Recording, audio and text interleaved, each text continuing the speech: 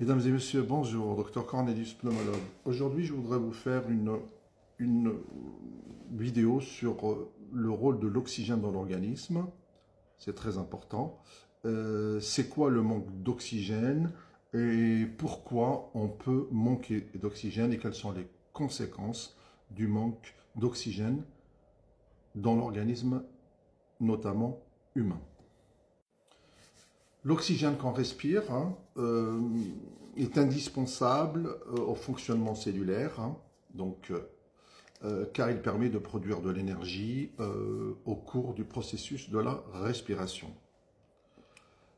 Ensuite, l'air inspiré, c'est-à-dire celui qu'on respire, qu'on inspire, est diffusé dans les alvéoles, donc le poumon profond, alvéoles pulmonaires, puis dans le sang, où une partie est principalement transportée par l'intermédiaire de l'hémoglobine, les globules rouges, 98%, alors que le reste est dissous dans le plasma, 2% à peu près.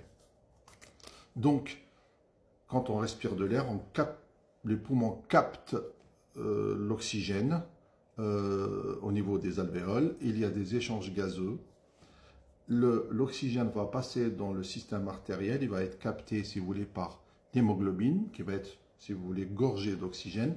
Cette hémoglobine va se fixer sur les cellules et va donc délivrer de l'oxygène.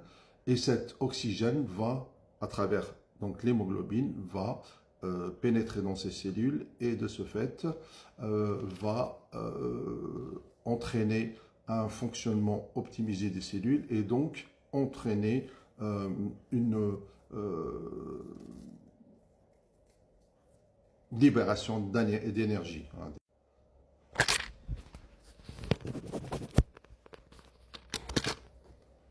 Mesdames et messieurs, bonjour, Dr Cornelius, pneumologue. Aujourd'hui, je voudrais vous parler de l'oxygène, du rôle de l'oxygène dans l'organisme. Je voudrais également vous parler du manque d'oxygène, pourquoi il peut y avoir un manque d'oxygène chez les êtres humains et pourquoi on peut manquer d'oxygène et quelles en sont les conséquences et quel est le traitement en fonction de la cause du manque d'oxygène chez les êtres humains. Alors c'est quoi l'oxygène? L'oxygène est indispensable bien sûr au fonctionnement cellulaire, au fonctionnement de l'organisme à travers les cellules, les milliards de cellules qui composent l'organisme.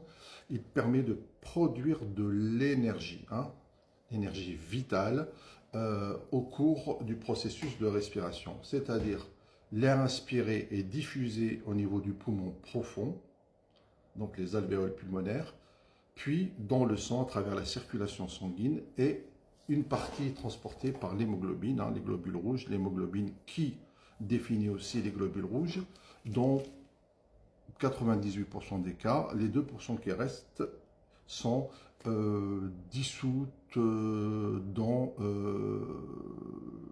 le plasma sanguin.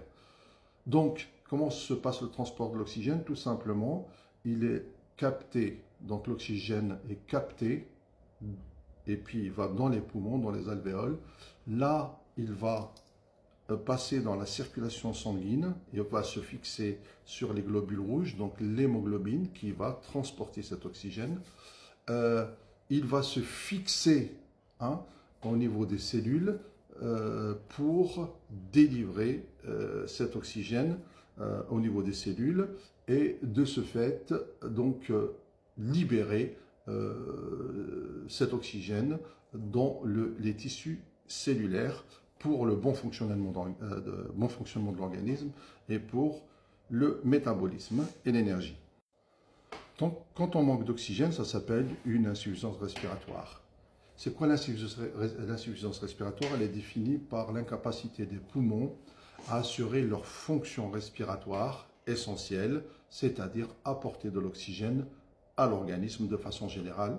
En cas d'insuffisance respiratoire, quelle que soit la cause de cette insuffisance respiratoire, le traitement symptomatique le plus logique est d'apporter de l'oxygène en supplément, un supplément d'oxygène pour les gens qui en manquent dans les voies respiratoires.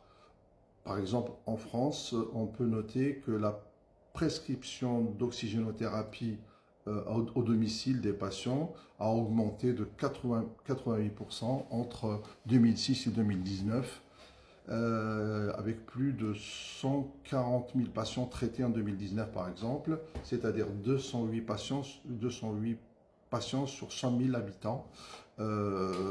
Les études ont concerné beaucoup les BPCO, les emphysèmes, les bronchopnéumopathies chroniques obstructives, et les résultats ont été extrapolés aux autres pathologies, aux autres causes d'insuffisance respiratoire. Il y en a d'autres, il n'y a pas que la BPCO, bien évidemment.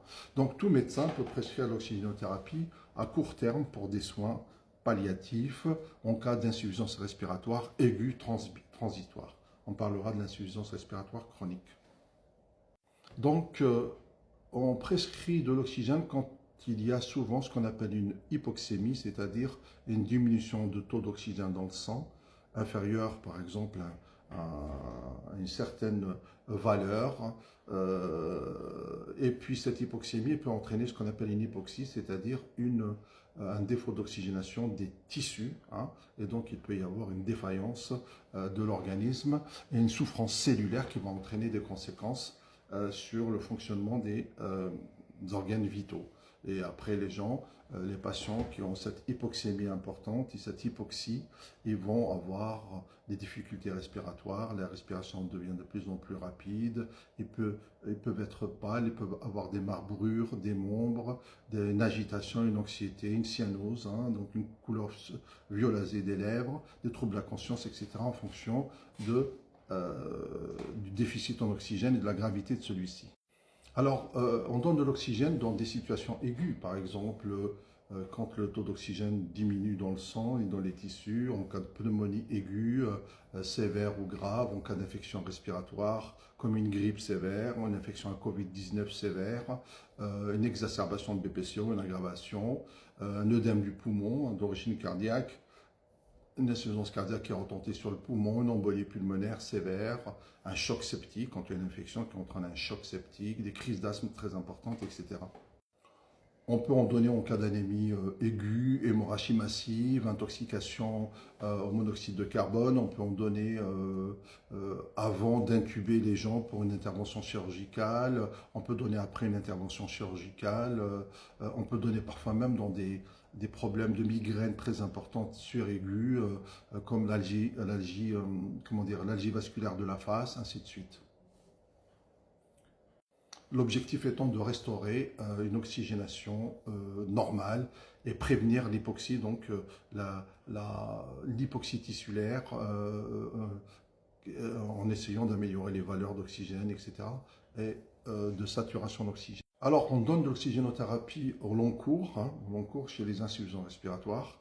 Les insuffisants respiratoires, par exemple, qui ont des patients qui ont des BPCO, des emphysèmes sévères, au stade d'insuffisance respiratoire, et quand on fait les gaz du sang, on trouve que le taux d'oxygène est bas, est trop bas, et inférieur par exemple à 60 ou 55 mm de mercure dans le sang, et de façon chronique, en dehors de toute infection, on est obligé de donner à ces patients une supplémentation en oxygène, et on donne de l'oxygène au long cours chez tous les patients pouvant présenter une hypoxie chronique, une insuffisance respiratoire chronique à cause de maladies respiratoires chroniques, PPCO, fibrose pulmonaire ou d'autres maladies qui entraînent une insuffisance respiratoire chronique invalidante.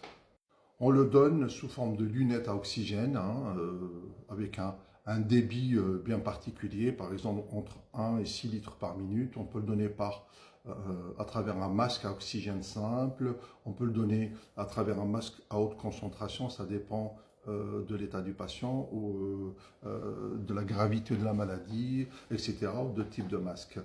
Voilà, donc j'espère que j'ai été clair, je vous remercie et à bientôt, au revoir.